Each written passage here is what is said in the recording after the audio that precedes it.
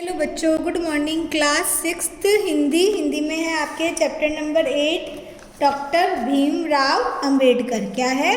Doctor Bhimrao Ambedkar का नाम आपने पहले सुना होगा, जो कि हमारे जो डॉक्टर भीमराव अंबेडकर जो है उन्होंने जो है समाज में काफ़ी सुधार किया था। जो समाज में जो भेदभाव है उनके विरुद्ध क्या है, अभियान चलाया। क्या चलाया? अभियान चलाया। और ये जो डॉक्टर भीमराव अंबेडकर है, इन्हें हम यह जो हमारे क्या है, भारतीय संविधान के जनक भी है। क्या है? भारतीय संविधान के जनक है। ठीक है, तो आइए हम इस चैप्टर को पढ़ते हैं। एक समय भारत में अस्पृश्यता का विष बड़े पैमाने पर फैला हुआ था। एक समय यानी कि बहुत समय पहले जो है भारत में क्या था? अस्पृश्यता यानी कि छुआछूत, यानी कि जो है समाज में जो जाति में एक दूसरे से भेदभाव किया जाता था, यानी कि दूर रहना, किसी को छूना नहीं। मतलब जो निम्न वर्ग के लोग जो होते थे, नीची जाति के लोग, तो उनके साथ गलत व्यवहार करते थे, उनसे दूरी बनाए रखना, उनको स्पर्श ना करना, ऐसा। परंतु प्रतिभा न तो किसी जाति को जानती है और न धर्म को। लेकिन जो प्रतिभा यानी कि जो शक्तिशाली है, जो बौद्धिक है, तो वह जो है क्या है, किसी को न तो जाति को जानती है और न जो अच्छे जो लोग होते हैं वैसे। ऐसे ही एक प्रतिभाशाली बालक का जन्म एक अछूत मानी जाने वाली महार जाति में हुआ था। महार जो है जाति है जो अछूत यानी कि जिनके साथ छुआछूत का जो है भेद किया जाता था, यानी कि उनको छूना नहीं, उनके साथ खाना नहीं खाना, उनके हाथ का पानी नहीं पीना, ऐसे क्या बोलते हैं उनको? अछूत मानी जाने वाली जाति। नाम था भीमराव। इनका नाम क्या था? भीमराव। भीमराव का जन्म मध्य प्रदेश के महू छावनी में 14 अप्रैल 1891 ईस्वी को हुआ था। भीमराव का जो जन्म है कहाँ हुआ था? मध्य प्रदेश में। कहाँ? छावनी में हुआ था, शहर है। उनके पिता का नाम रामजी। उनके पिता का नाम क्या था? रामजी। और माता का नाम भीमाबाई। क्या था? माता का नाम था भीमाबाई। रामजी सेना में सूबेदार अध्यापक थे। क्या थे? सूबेदार अध्यापक। सूबेदार जो होते हैं, जो सैनिकों के ऊपर जो अफसर होते हैं ना, तो उनके जो अध्यापक थे सेना में। भीमराव 6 वर्ष के ही थे तभी उनकी माता का देहांत हो गया। जब भीमराव जो कितने वर्ष के थे? 6 वर्ष के थे, तभी उनकी माता का जो है देहांत हो गया, उनकी माता का। उसके बाद में रामजी कबीरपंथी थे। वे अपने बच्चों को भी भजन और दोहों का अभ्यास कराते थे। बालक भीमराव के मन पर उनका गहरा प्रभाव पड़ा। इसमें कहा गया है कि भाई रामजी जो थे क्या थे? कबीरपंथी थे, यानी कि जो कबीर के पंथ पर, यानी कि कबीर के जो मार्ग पर चलते हैं ना, कबीर के द्वारा सुझाए गए मार्ग पर, तो उनको क्या बोलते हैं? कबीरपंथी थे। तो वे अपने बच्चों को भी वैसे ही भजन और कबीर के जो दोहों का अभ्यास कराते थे, जिनका जो प्रभाव है भीमराव पर बहुत ही गहरा पड़ा। उसी को क्या बोलते हैं? कबीरपंथी। जो कबीर के सिखाए गए मार्ग पर, कबीर जो दोहों के माध्यम से सबको जो रास्ता दिखाते हैं, उसी मार्ग पर यहीं भी चलते थे और अपने बच्चों को भी ऐसा ही सिखाते थे। तो उनका प्रभाव भीमराव पर बहुत ही गहरा पड़ा। भीमराव के प्रारंभिक शिक्षा दापोली और सतारा में हुई। इनकी जो शुरू की जो शिक्षा जो थी, प्रारंभिक शिक्षा कहाँ हुई? दापोली और सतारा में हुई। भीमराव अछूत मानी जाने वाले जाति में जन्मे थे। कौन सी जाति में जन्मे थे? अछूत जो मैंने पहले ही बताया था, अछूत मानी जाने वाली महार जाति में। इसलिए बचपन से ही उन्हें अनेक कष्ट भोगने पड़े। इसलिए यह जो इनका जन्म अछूत जाति में हुआ था, तो इनको बचपन से ही बहुत से कष्ट भोगने पड़े। स्कूल में उन्हें अलग बैठना पड़ता था। जो भीमराव अंबेडकर जी जो हैं, इनको जो जब ये स्कूल जाते थे तब इनके साथ बहुत ही गलत व्यवहार होता था, क्योंकि इनकी जो जाति थी अछूत मानी जाती थी, इसलिए उनको अलग बैठाया जाता था। दूसरे बालक उन्हें छूने से बचते थे। दूसरे बालक जो है, बच्चे जो है होते थे स्कूल में, तो वह उनसे दूर रहते थे। तब बालक भीमराव के मन में सदा एक ही प्रश्न उठता कि मुझ में ऐसा क्या दोष है जो सब मुझसे दूर रहते हैं। तो यहाँ जो बालक भीमराव के मन में क्या उठता था कि भाई सदा हमेशा जो है एक ही प्रश्न उठता था कि भाई ऐसा क्या है दोष मुझ में जो सब लोग जो है हमेशा मुझसे दूर रहते हैं।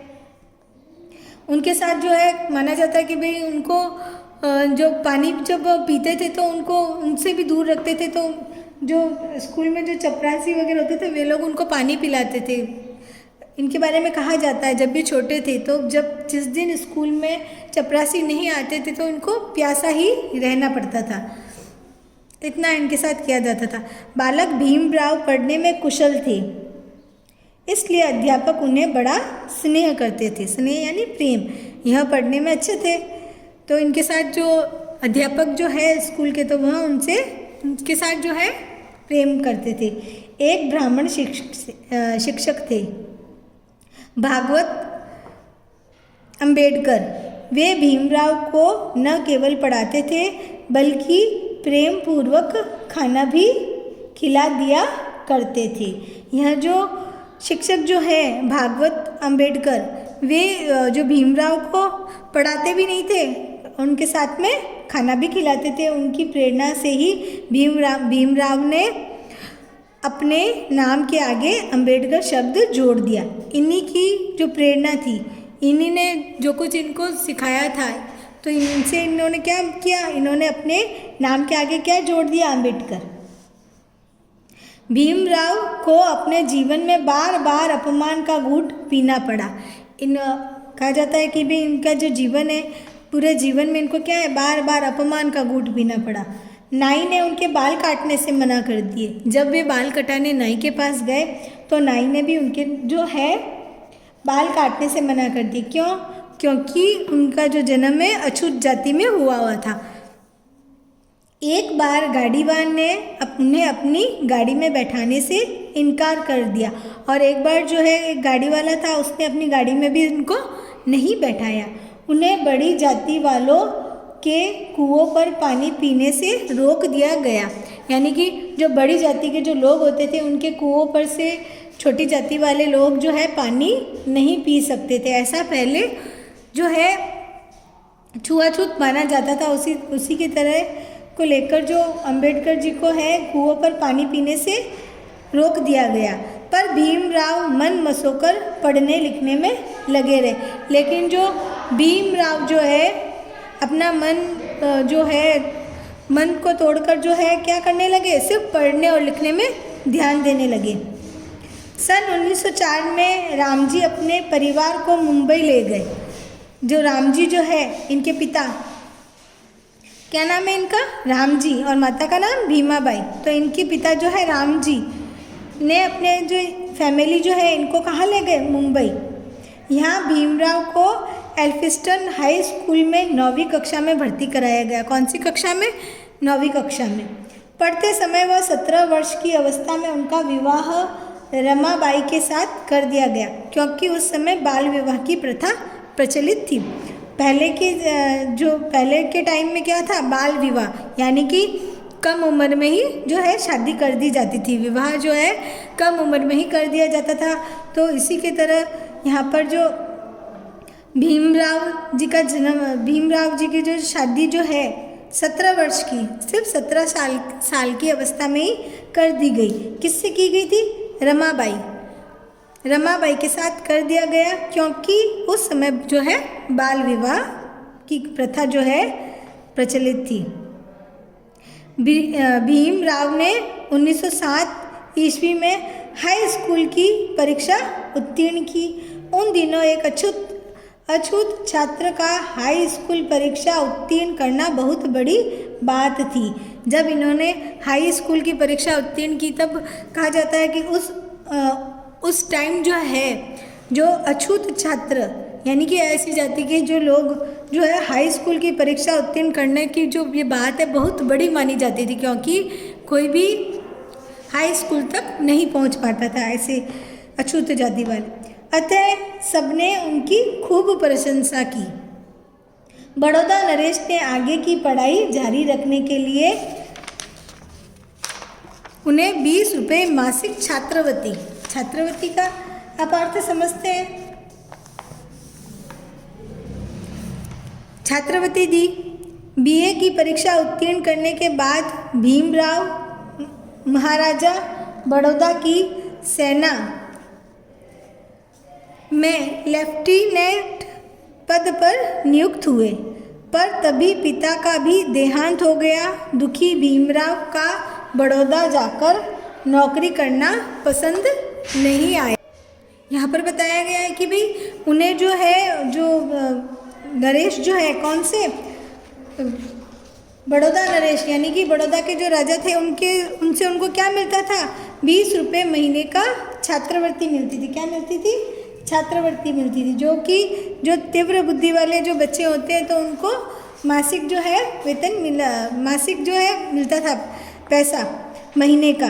तो यहाँ पर इनको कितने मिलते थे? 20 रुपये। जब इन्होंने बीए की परीक्षा उत्तीर्ण की तो उनके बाद में इनको भीमराव महाराज बड़ौदा की सेना में क्या बना दिया? लेफ्टिनेंट पद पर नियुक्त किया। यानी कि जो सेना के जो नीचे वाला, सेना में कप्तान के जो ठीक नीचे वाला जो पद होता है वहाँ पर इनको नियुक्त किया गया।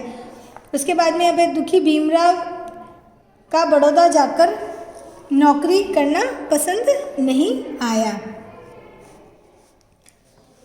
कुछ दिनों बाद बड़ौदा नरेश ने मेधावी भीमराव को छात्रवृत्ति देकर उच्च शिक्षा के लिए अमेरिका भेज दिया। यहाँ पे जो इनको जो भीमराव जो है इनको इन्होंने छात्रवृत्ति देकर कहाँ भेज दिया? उच्च शिक्षा के लिए अमेरिका पहुंचकर भीमराव अध्ययन करने में जी जान से जुट गए। जब यह अमेरिका पहुँचे तब वहाँ पर उन्होंने अपना अध्ययन जो है जी जान से करने लगे। वहाँ वे बहुत कम खर्च करके अपना काम चलाते थे, पर उत्तम पुस्तकें खरीदने में कंजूसी नहीं करते थे। यानी कि इसमें बताया गया कि भाई जो अच्छी जो पुस्तकें होती हैं उनको खरीदने में वह कभी भी कंजूसी नहीं करते थे। यानी कि वह अपना कम खर्चे में अपना काम चलाते थे, लेकिन कंजूसी नहीं करते थे किसमें? पुस्तकें खरीदने में। अमेरिका में अध्ययन करके भीमराव ने एमए और पीएचडी की उपाधियाँ प्राप्त की। जब उन्होंने बीए कर लिया उसके बाद उन्होंने एमए किया अमेरिका में अध्ययन करके, फिर उन्होंने क्या किया? एमए। उसके बाद में उन्होंने पीएचडी की उपाधियाँ प्राप्त की, यानी कि डॉक्टरी की। आगे देखिए, सन 1916 में भीमराव कहाँ पहुँचे? लंदन पहुँचे। वहाँ राजनीति, अर्थशास्त्र और कानून का अध्ययन करने लगे। वहाँ पर उन्होंने एक तो क्या है पॉलिटिकल यानी कि राजनीति का अध्ययन किया उन्होंने, और अर्थशास्त्र यानी कि जो समस्त कार्य संगठन जो होता है, सब जो कार्य जो होता है उनका वितरण करना, सबके बारे में यहाँ जो है अध्ययन करने लगे। कानून का भी उन्होंने अध्ययन किया, किंतु 1 वर्ष बाद ही बड़ौदा के दीवान के पत्र से उन्हें सूचना मिली कि उनकी छात्रवृत्ति की अवधि समाप्त हो गई है। अतः उन्हें पढ़ाई बीच में ही छोड़कर स्वदेश लौटना पड़ा। फिर उनको बड़ौदा के जो दीवान हैं उनसे उनको एक क्या मिला? पत्र से उन्हें एक सूचना मिली कि सूचना में क्या था कि उनकी छात्रवृत्ति जो उनको मिलती थी कहाँ से? बड़ौदा नरेश से, तो वह जो है उनकी अवधि जो थी क्या हो गई? समाप्त हो गई, ख़त्म हो गई। जितने उनको देना तय हुआ था वह अवधि जो है ख़त्म हो गई, और उनको जो पढ़ाई अपनी छोड़कर वापस अपने देश लौटना पड़ा। बड़ौदा नरेश ने उन्हें अपना सैन्य सचिव बनाया, पर कुछ लोगों के व्यवहार से तंग आकर शीघ्र ही उन्होंने वह नौकरी छोड़ दी और मुंबई के एक कॉलेज में प्राध्यापक नियुक्त हुए। उनकी शिक्षण शैली इतनी प्रभावशाली थी कि शीघ्र ही छात्रों में वे अत्यंत लोकप्रिय हो गए। यहाँ पे कहा जाता है कि भाई जब बड़ौदा नरेश ने उन्हें अपना सैन्य सचिव बनाया तो उनके जो कुछ लोग जो थे उनका जो व्यवहार जो था उनके प्रति जो है अच्छा नहीं था, तो वह जो है उनके व्यवहार से तंग आ गए और तंग आकर उन्होंने शीघ्र ही जो है नौकरी छोड़ दी और मुंबई के एक कॉलेज में जो है प्राध्यापक यानी कि नियुक्त हुए। और वहाँ पर उनकी शिक्षण शैली यानी कि उनके जो पढ़ाने का जो तरीका जो था इतना प्रभावशाली था कि उनकी शीघ्र ही यानी कि जल्दी ही जो है छात्रों में वो बहुत ही ज़्यादा है लोकप्रिय हो गए। उनको जो है बहुत ज़्यादा लोग जो छात्र जो है पसंद करने लगे उनको। डॉक्टर भीमराव की ज्ञान पिपासा बहुत ही प्रबल थी। डॉक्टर भीमराव जो थे उनकी जो ज्ञान पिपासा यानी कि ज्ञान प्राप्त करने की जो इच्छा थी जो बहुत ही तेज थी यानी कि बहुत ही अच्छी थी। उसे शांत करने के लिए जुलाई 1920 ईस्वी में वे फिर लंदन गए। कहाँ गए? वापस से लंदन गए, यानी कि जो उनकी पढ़ने की जो इच्छा थी वो ख़त्म नहीं हुई और भी ज़्यादा थी, तो उनको और ज़्यादा पढ़ने के लिए वापस से लंदन गए। वहाँ पुस्तकालय में बैठकर लगातार 12 घंटे तक मनोयोग से पढ़ते थे और इतनी तीव्र जो इनकी जो है पढ़ने की जो इच्छा जो थी तो उसके लिए वह वापस लंदन गए और वहाँ पर जाकर पुस्तकालय में बैठकर लगातार 12 घंटे पढ़ते थे। अध्ययन करने में इतने तल्लीन हो जाते कि दोपहर का भोजन करना भी भूल जाते, उसमें इतना लीन हो जाते कि वो खाना खाना भी भूल जाते। वहाँ से बैरिस्टर और डीएससी की उपाधि प्राप्त कर 1923 ईस्वी में वे कहाँ लौटे? भारत।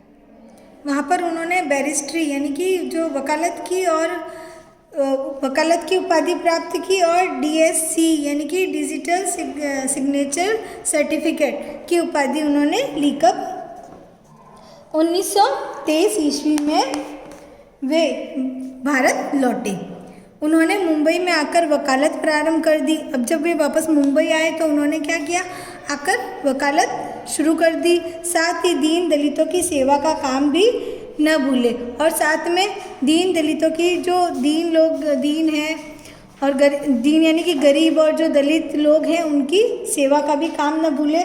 उन्होंने इस कार्य के लिए बहिष्कृत हितकारिणी सभा की स्थापना की है, जो है एक सभा का जो है नाम है। इन्होंने एक सभा की स्थापना की इन लोगों की सेवा करने के लिए। समाज सेवा में लगे रहने के कारण उन्हें घर की देखभाल का बहुत ही कम समय मिलता था। जब ये समाज सेवा में लगे रहते थे इस कारण उन्हें घर की देखभाल का भी बहुत कम समय मिलता था। 1935 ईस्वी में इनकी पत्नी चल बसी। फिर उनकी जो पत्नी जो है वह भी चल बसी। उससे पूर्व उनके 3 पुत्रों और एक पुत्री की मृत्यु हो चुकी थी और उससे पहले उनके 3 बेटों और एक बेटी की भी मृत्यु हो चुकी थी। उन पर जैसे दुखों का पहाड़ी टूट पड़ा, पर वे अपने कलेजे पर पत्थर रख कर समाज सेवा के काम में लगे रहे। अब इतना दुख सहते हुए भी इन्होंने क्या किया? समाज सेवा करते रहे। इनकी पत्नी चल बसी, इनके जो 3 पुत्र हैं वह चल बसे, एक पुत्री चल बसी, फिर भी इन्होंने जो है समाज सेवा में लगे रहे। सन 1930 तथा 1931 में डॉक्टर भीमराव ने लंदन में पहली तथा दूसरी गोलमेज परिषद में भाग लिया। वहाँ उन्होंने दलितों की समस्याओं के बारे में प्रभावशाली भाषण दिया। क्या किया इन्होंने? प्रभावशाली भाषण दिया। जब इन्होंने लंदन में जब गोलमेज सम्मेलन हुआ था तब इन्होंने क्या किया था? वहाँ पर उन्होंने जो दलित लोग हैं उनके लिए उन्होंने मांग की, किनकी? इनके हरिजनों के लिए अलग प्रतिनिधित्व की मांग की इन्होंने, यानी कि इनके हितों की सुरक्षा के लिए। पहली और दूसरी गोलमेज परिषद में वहाँ उन्होंने प्रभावशाली भाषण दिया था।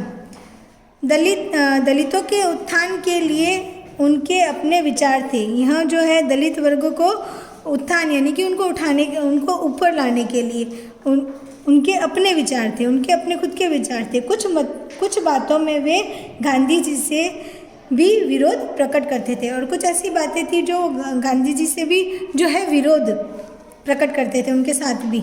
डॉक्टर भीमराव सच्चे देशभक्त थे, एकदम सच्चे देशभक्त थे। उन्होंने दलितों के लिए आरक्षण की मांग मनवा कर पूना पैक्ट पर हस्ताक्षर किए और समाज में सद्भाव बनाए रखने का सराहनीय कार्य किया। इन्होंने जो है दलितों के लिए क्या किया, आरक्षण की मांग की और उन पर हस्ताक्षर किए और समाज में सद्भाव बनाए रखने का जो कार्य है, जो इनके लिए क्या है, बहुत ही सराहनीय कार्य किया इन्होंने।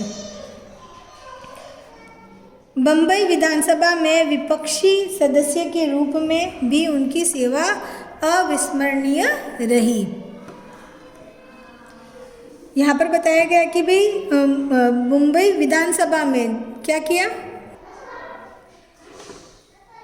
विपक्षी सदस्य यानी कि जो दूसरे पक्ष का जो सदस्य होता है, दूसरे पक्ष के सदस्य के रूप में उनकी जो सेवा थी, जो ऐसी थी जो भूल जाने योग्य नहीं रही। देश की स्वतंत्रता से पूर्व अंतरिम मंत्रिमंडल बना तो डॉक्टर भीमराव को कानून मंत्री बनाया गया। क्या बनाया गया, कानून मंत्री बनाया गया। भारतीय संविधान बनाने की बारी आई तो डॉक्टर भीमराव संविधान प्रारूप के निर्माण हेतु बनाए गए उप समिति के अध्यक्ष बनाए गए। भारतीय संविधान उनकी योग्यता और विद्वता का जीता जागता प्रमाण है। यहाँ आपको मैंने पहले ही बताया था, जो कि भारतीय संविधान को यह जो जनक के रूप में माने जाते हैं। हमारा जो संविधान है जो क्या है, आज जीता जागता प्रमाण है इनकी योग्यता से। 14 अक्टूबर 1956 ईस्वी को डॉक्टर भीमराव ने 5 लाख नर नारियों के साथ बौद्ध धर्म अपना लिया। इन्होंने क्या किया, बौद्ध धर्म अपनाया, क्योंकि यह जो है तंग आ चुके थे हिंदू धर्म में जो अछूत छुआछूत वगैरह यह जो होता था, भेदभाव से तंग आकर इन्होंने क्या किया, बौद्ध धर्म अपना लिया। 6 दिसंबर 1956 ईस्वी को रात्रि में डॉक्टर भीमराव इस संसार से सदा के लिए विदा हो गए।